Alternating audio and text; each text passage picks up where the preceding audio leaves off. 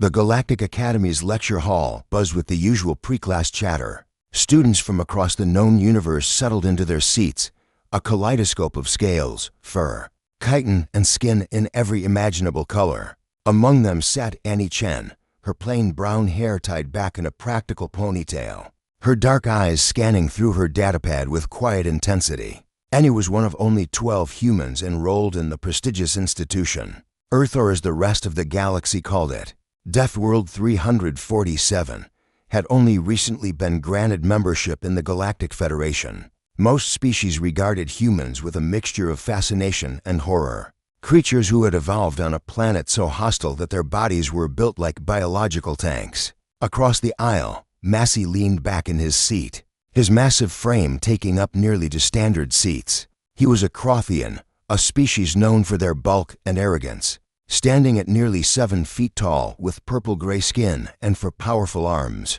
Massey had made a hobby of intimidating smaller species. His mandibles clicked together in what passed for a Crothian smirk as he watched Annie. "Look at the little Deathworlder," Massey announced loudly enough for half the class to hear. So small, so breakable, Annie didn't look up. She dealt with bullies before, both on Earth and here. Ignore them, her mother had always said, and they usually get bored.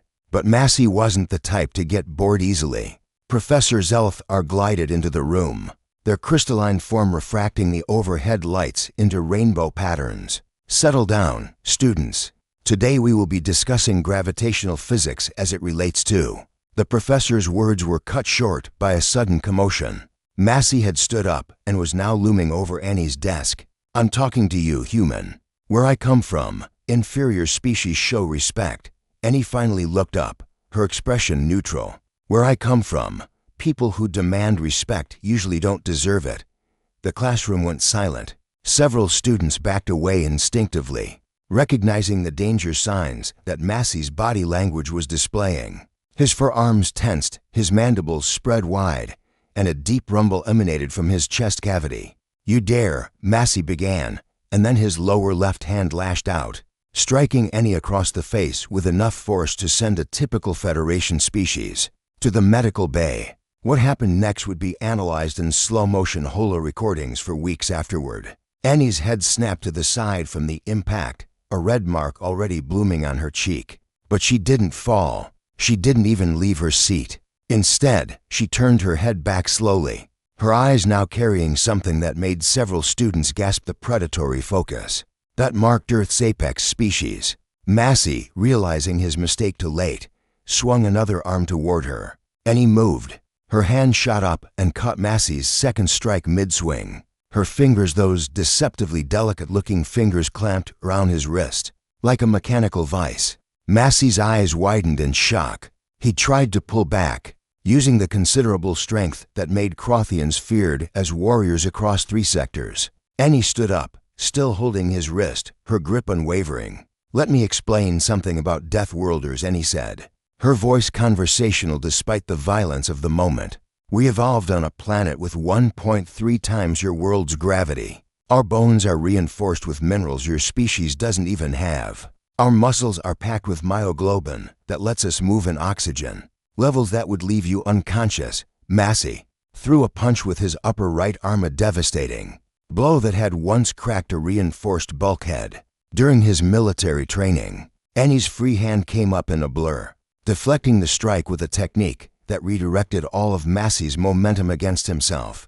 She twisted, stepped inside his reach, and executed what Earth martial artists called a basic armbar. The sound of Massey's chitinous exoskeleton cracking echoed through the stunned silence of the lecture hall. 10 seconds. That's all it had taken from the moment Massey struck her to the moment he was on the ground. His arm bent at an angle that made even the most stoic students wince. Massey howled in pain, his other 3 arms flailing uselessly. Annie released him and stepped back, her breathing barely elevated. "You're lucky," she said quietly. "If you'd tried that on Earth, I'd have been defending myself against someone who could actually hurt me."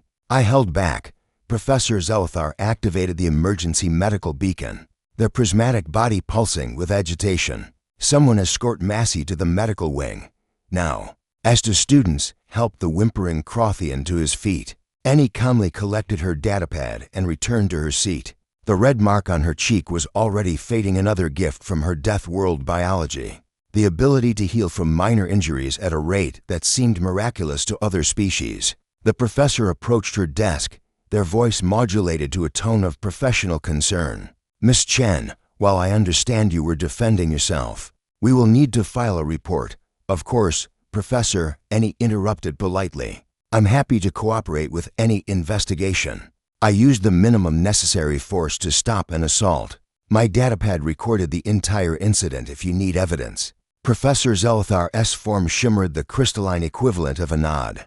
"Very well. Class is dismissed for today. We will reconvene tomorrow." As students filed out, giving Annie a wide berth, a small reptilian student named Kess approached her nervously. "That was. Annie, are you all right?" Annie touched her cheek and smiled. "I'm fine.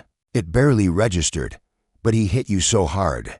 I thought, Kess, where I grew up, kids play contact sports. That would be classified as assault in most of the Federation. I've taken worse hits in soccer matches." Annie gathered her things. "I didn't want to hurt him. I really didn't.